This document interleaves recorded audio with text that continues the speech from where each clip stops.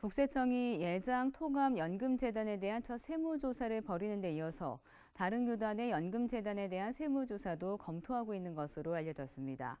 또 총선 이후에는 서울의 일부 교회에 대해서도 세무조사를 벌일 것으로 전해져 파장이 커질 것으로 보입니다. 유형혁 기자입니다. 세무당국은 최근 불법 투자 논란 등으로 갈등을 겪었던 대한예수교 장로회 통합 총회연금재단에 대해 세무조사에 들어갔습니다. 연금재단이 세무조사를 받은 것은 지난 1961년 재단 설립 이후 처음입니다. 종로세무서는 연금재단에 2012년부터 2014년까지 투자 관련 자료를 요구했습니다.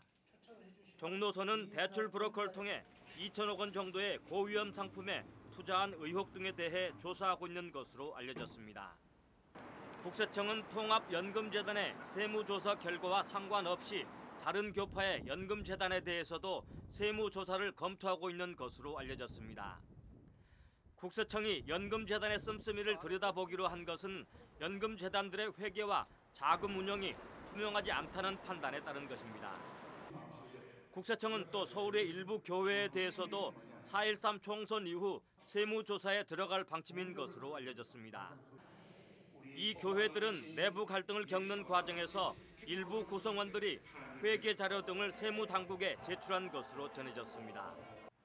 교계는 기독교 기관과 일부 교회에 대한 세무조사에 대해 교회와 기관의 회계가 투명하지 못해 빚어졌다며 교회의 자금 운영이 투명해져야 한다고 지적하고 있습니다.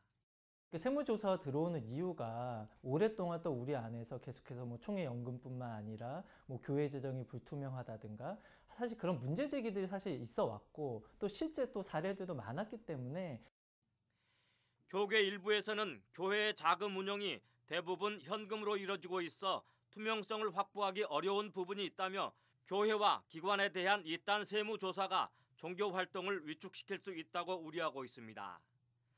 당국의 세무조사로 교회와 기관의 자금 운용 상황이 밝혀질 경우 파장이 걷잡을 수 없이 커질 것으로 보입니다. CBS 뉴스 유영혁입니다.